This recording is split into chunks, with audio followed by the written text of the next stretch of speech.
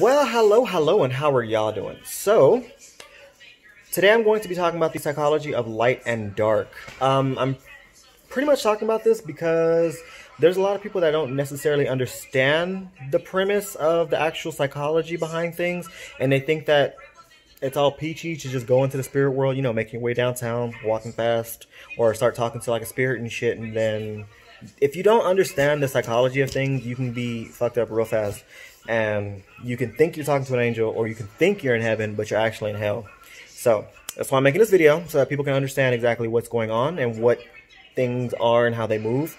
So yeah, I'm going to start with the dark first, and then I'm going to move my way into the light. Now, light gives, dark takes. With that basic component, you can kind of understand the premise of everything. So let's start with, I'm going to go on the dark side. I'm going to talk about demons, and then I'm going to talk about fallen angels, and then I'm going to be talking about the witch bitches in hell and how they all think differently and how they kind of work together, right?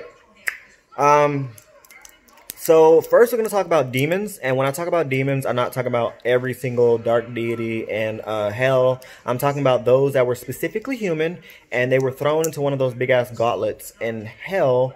Those gauntlets are like filled with lava, and it kind of burns your humanity away. I don't know what the fuck those things are for, but I see them throughout hell, all throughout hell.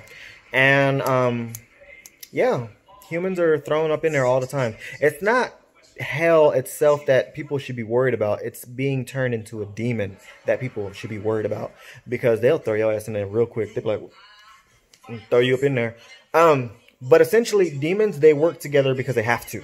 Not because they want to. They weren't created for their specific job like how angels of heaven were. And they don't necessarily care for each other like how angels do. Now, what I mean is, demons do not mind beating the shit out of each other. They don't give a shit. They will fuck each other up. And demons don't have a sense of camaraderie like angels do. And they don't necessarily care like how angels do. Demons, like, I've seen this before, where a demon was getting jumped and another demon just looked at him and just kind of walked away, was like, I don't really give a fuck. I don't like the dude, so hashtag I'm out. They don't care. They have this mentality. It's like, do as I say, not as I do.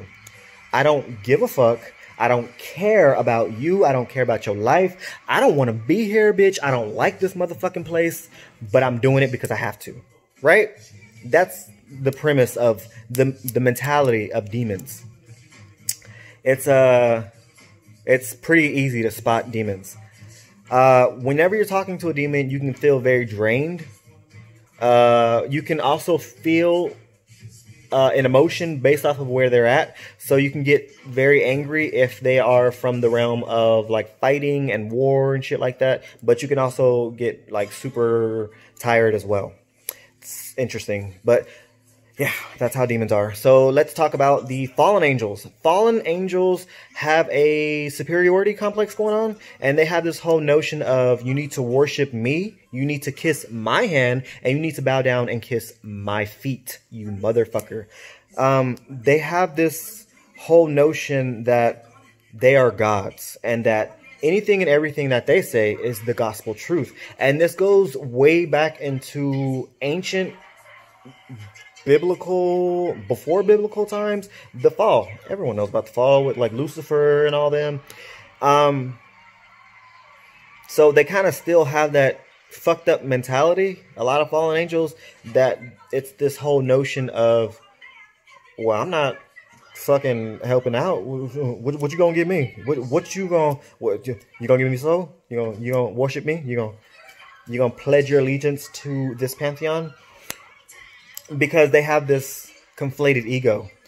And here's the thing. A lot of pantheons are, how do I put this? They are fallen angels. So if we look at like the Greek pantheon, the Egyptian pantheon, the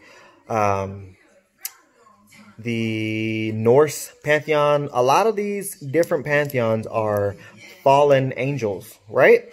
And fallen angels, much like angels of the light, they were, unlike demons, they were created for their specific job. So let's take one fallen angel and assess them. Now, I'm not going to take Lucifer because that's a very easy one to do.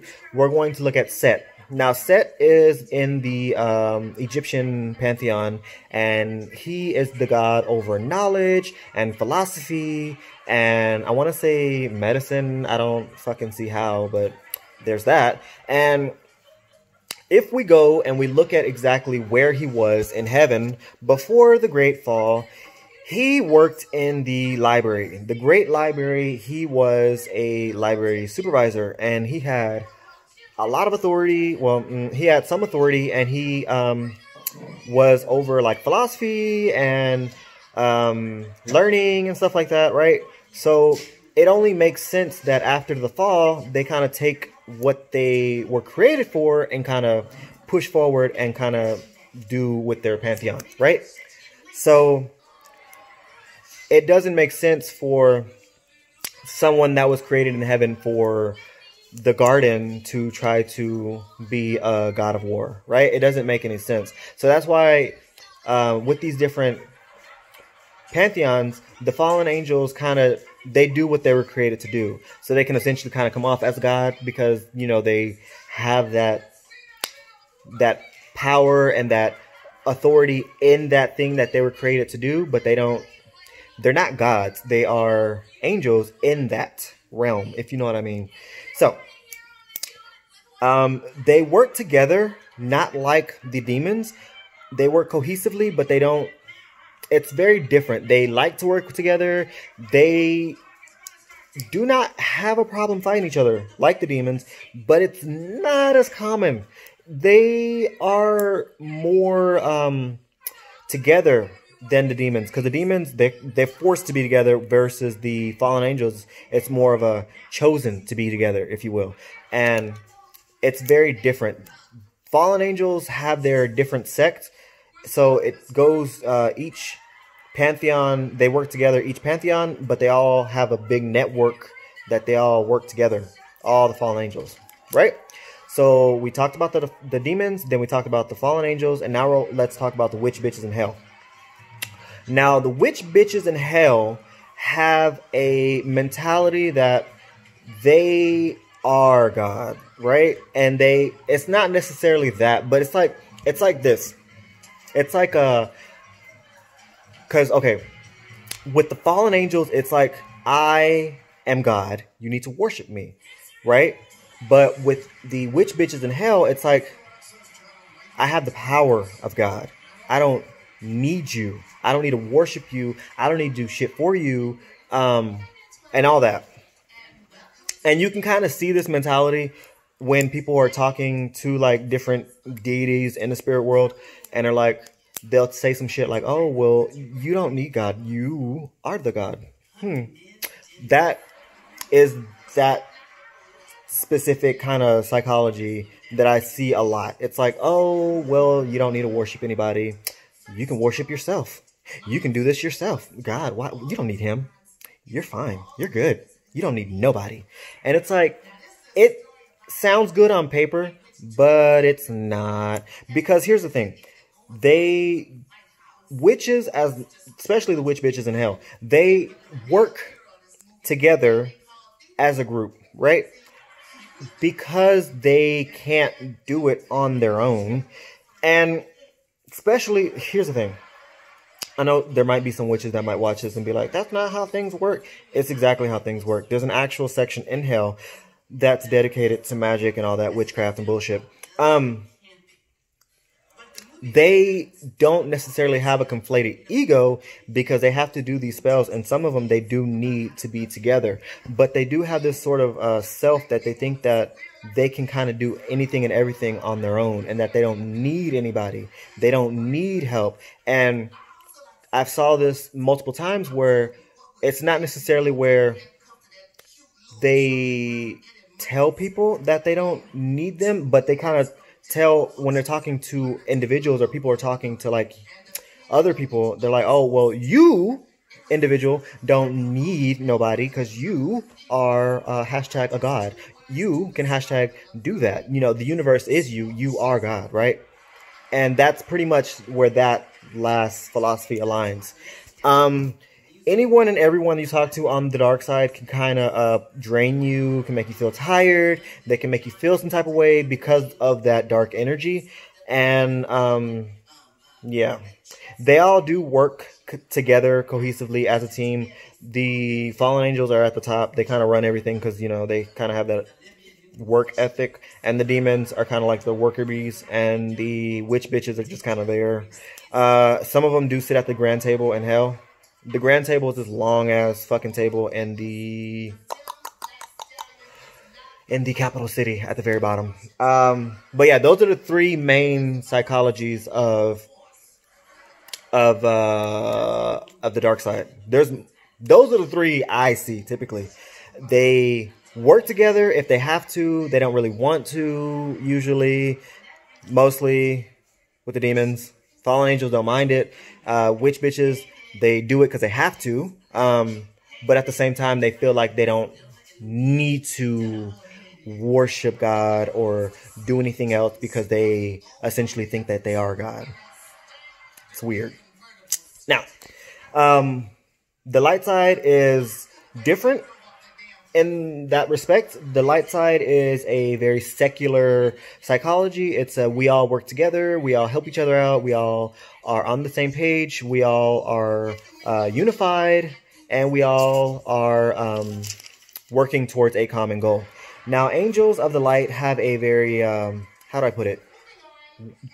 Work ethic? I can't talk, but it's like a job first. No, it's fight first, job second. And they all were created for their specific job. So angels in heaven do not mind working wherever it is that they're at. If they're in the library, the armory, the great, over there where God's feet's at in that great hall area with all the pillars, they don't mind working in these different areas. They were created for it. They love it. They love their job. They're all individualistic. They all have their own name, their own personality, their own voice. They don't, it's not just you do as I say, because you know, you this is what you got to do. Or it's not the, oh, you need to worship me because hello, this is what I do. Hashtag kiss my hand. Or this isn't a, oh, well, I can do this. I am a God. I don't need to worship God. No, because they all work together as a team, but they also fall back on God if need be. You know, well, it's not if need be. It's a, you fall back on God for anything. On the dark side, it's different because on the dark side, it's more so they work together and they fall back on cardinal darkness if need be. He's kind of there in the darkness as like a, I'm not here, but I'm here. Don't ask me for shit. I help if I need to, but like, hello. Don't really ask me. I don't feel like helping because like you should do your own shit. So essentially that's the different psychologies of light and dark. Light is secular, unified. Darkness is sporadic and very different. Very, not necessarily unorganized, just not a sense of unification like it is on the light. So if you have any questions for my long ass video, please let me know. If it wasn't straight, then please let me know. Leave me a comment and I will get back to you. I'm going to write up my script now for the 7 Angels of Life. And then I'm going to be posting that shortly. So peace out, Girl Scout.